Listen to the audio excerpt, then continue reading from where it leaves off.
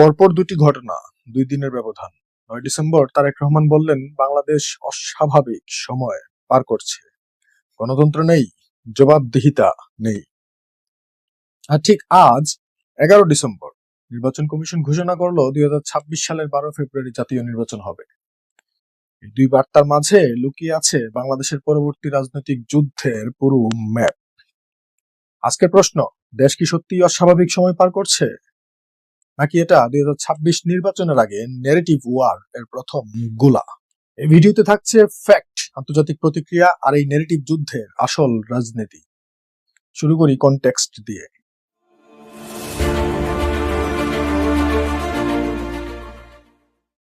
প্রথমে একটু পেছনে যাই। ২০২৪ সালের জুলাই আগস্ট ছাত্র আন্দোলন, রক্তাক্ত সংঘর্ষ, ৪৫০+ মানুষের মৃত্যু, শেখ হাসিনার পতন, আওয়ামী লীগ এখন নিষিদ্ধ, ক্ষমতায় ডক্টর মোহাম্মদ ইউনূসের অন্তর্বর্তী সরকার। এই প্রেক্ষাপটেই ৯ ডিসেম্বর ২০২৫ তারেক রহমান ঢাকার এক অনুষ্ঠানে বললেন, দেশ অস্বাভাবিক সময় পার করছে, ব্যাংক ধসছে, শেয়ার মার্কেট পড়ে যাচ্ছে। এই অবস্থায় গণতন্ত্র ও জবাবদিহিতা একদমই নেই। প্রধান নির্বাচন কমিশনার এএমএম নাসির উদ্দিন ঘোষণা করেন, ১২ ফেব্রুয়ারি ২০২৬-এ ১৩তম জাতীয় সংসদ নির্বাচন অনুষ্ঠিত হবে। অন্তর্বর্তী সরকার প্রধান ডক্টর ইউনূস বলছেন, নির্বাচন অবাধ, শান্তিপূর্ণ এবং উৎসব মুখর হবে। অর্থাৎ একই সপ্তাহে দুই বিপরীত ন্যারেটিভ। বিএনপি বলছে সংকট, অন্তর্বর্তী সরকার বলছে স্থিতিশীলতা। এই ন্যারেটিভই এখন রাজনৈতিক অস্ত্র হয়ে উঠছে। কেন এটা গুরুত্বপূর্ণ? ৩টি কারণ আছে। Narrative shapes reality. রাজনীতিতে পারসেপশনই সত্য। বিএনপি যদি অস্বাভাবিক সময় বার্তারি প্রতিষ্ঠা করতে পারে, দেশে ও বিদেশে তাদের অবস্থান শক্তিশালী হবে। আন্তর্জাতিক পর্যবেক্ষণ চলছে, বাংলাদেশ এখন ট্রানজিশনাল স্টেট। পশ্চিমা দেশগুলো, থিঙ্ক ট্যাঙ্ক, মিডিয়া সবাই দেখছে গণতান্ত্রিক পরিবর্তন সত্যি হবে নাকি আবার পুরনো খেলা ফিরে আসবে। ২০২৬ নির্বাচনের মুড তৈরি হচ্ছে। এখনই যে পক্ষ এখন থেকে জনগণের মনে বিশ্বাস বা উদ্বেগ তৈরি করতে পারবে, সেই পক্ষ নির্বাচনে এগিয়ে থাকবে, সেটা বিশ্বাসী হোক আর উদ্বেগী হোক। তাই এটা শুধু একটি বিবৃতি নয়, একটা স্ট্র্যাটেজিক মুভ।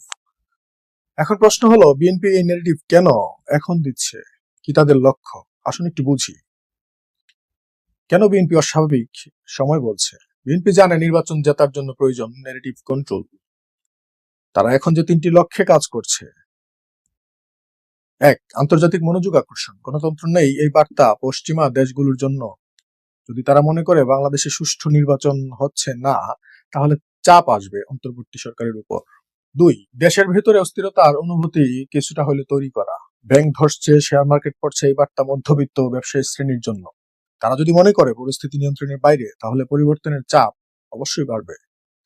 ৩. তরুণ ভোটারদের কাছে বাস্তবতা যাচাইকারী হিসেবে উপস্থিত হওয়া। নতুন প্রজন্ম চায় সততা, স্বচ্ছতা। বিএনপি চাইছে তাদের কাছে সত্য বলা দল হিসেবে নিজেদের প্রতিষ্ঠা করতে। কিন্তু অন্তর্বর্তী সরকারের পাল্টা বার্তা কি? ডক্টর ইউনূস বলছেন, আমরা একটি নির্বাচন দিয়েই দায়িত্ব শেষ করব, জনগণের রায়েই ক্ষমতা যাবে। অর্থাৎ বিএনপির সংকট ন্যারেটিভের বিপরীতে অন্তর্বর্তী সরকার দিচ্ছে ট্রানজিশন টু ডেমোক্রেসি ন্যারেটিভ। এই দুই ন্যারেটিভ এখন প্রতিযোগিতা করছে দেশে এবং বিদেশে। এখন দেখা যাক বিশ্ব কি দেখছে। রয়টার্স, বিবিসি, আল জাজিরা সবাই কভার করছে। শেখ হাসিনার পতন থেকে ইউনূসের অন্তর্বর্তী সরকার ২০২৬ নির্বাচনকে তারা বলছে critical test for Bangladesh democracy. Awami League নিষিদ্ধ, এটা আনপ্রেসিডেন্টেড পলিটিক্যাল শিফট। পশ্চিমা অংশীদারদের ফোকাস মানবাধিকার পরিস্থিতি, নির্বাচনী স্বচ্ছতা, সংখ্যালঘু সুরক্ষা, ক্ষমতার শান্তিপূর্ণ হস্তান্তর। বিএনপির ন্যারেটিভ কি কাজ করছে? আংশিকভাবে হ্যাঁ। আন্তর্জাতিক মিডিয়া এখন বাংলাদেশকে ক্লোজ অবজারভেশন মোডে রেখেছে।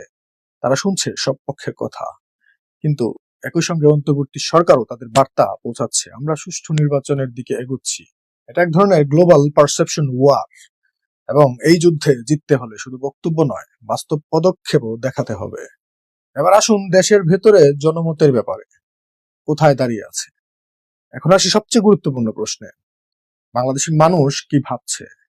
বাস্তবতা হলো, মানুষ বিভিন্ন অবস্থানে আছে। আন্দোলনকারী, ও পরিবর্তনপন্থীরা বলছে আমরা রক্ত দিয়ে এই পরিবর্তন এনেছি, এখন সত্যিকার গণতান্ত্রিক সংস্কার চাই, নির্বাচন হতে হবে স্বচ্ছভাবে এবং যারা গণহত্যা করেছে তাদের বিচার হতে হবে।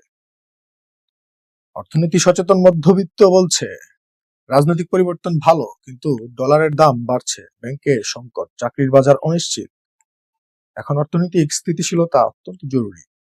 আওয়ামী লীগ সমর্থক ও নস্টালজিক অংশ বলছে আওয়ামী লীগের সমর্থক গোষ্ঠী কিন্তু অনেক বিশাল, আগের সরকারের সমস্যা ছিল কিন্তু এখন আরো বেশি অনিশ্চয়তায়। আওয়ামী লীগ ছাড়া নির্বাচন কতটা গ্রহণযোগ্য হবে? যারা আন্দোলনে ছিল তারা চায় রেডিক্যাল সংস্কার ও জবাবদিহিতা, যারা নিরপেক্ষ তারা চায় শান্তিপূর্ণ ও সুষ্ঠু নির্বাচন, যারা রাজনীতি বিমুখ তারা শুধু স্থিতিশীলতা চায়। বিএনপি এই মানসিক জায়গাগুলো টার্গেট করছে, করাই উচিত। তারা বলছে আমরা তোমাদের উদ্বেগ বুঝি, আমরা তোমাদের পক্ষে আছি। অন্তর্বর্তী সরকার বলছে আমরা শুধু নির্বাচন করাবো, তারপর জনগণ ঠিক করবে কে ক্ষমতায় আসবে। এই দুই অ্যাপ্রোচের মধ্যে জনগণ এখন নিজেদের অবস্থান খুঁজছে। একটা প্রশ্ন রেখে যাই, আপনার কি মনে হচ্ছে দেশ এখন সত্যিই অস্বাভাবিক সময় পার করছে, নাকি এটা স্বাভাবিক রাজনৈতিক পরিবর্তনের অংশ? কমেন্টে জানান, আপনার মতামত শুনতে চাই। তাহলে চূড়ান্ত উত্তর কি, বাংলাদেশ কি অস্বাভাবিক সময় পার করছে? উত্তর হ্যাঁ বা না বলুন। যদি হ্যাঁ হয়, কারণ গত 5 মাসে শেখ হাসিনার পতন, অন্তর্বর্তী সরকার, আওয়ামী লীগ নিষিদ্ধকরণ, এগুলো আনপ্রেসিডেন্টেড অর্থনৈতিক চ্যালেঞ্জ আছে, রাজনৈতিক অনিশ্চয়তা আছে। যদি না হয়, কারণ এটা একটা ট্রানজিশন ফেজ এবং ট্রানজিশন কখনোই সহজ হয় না।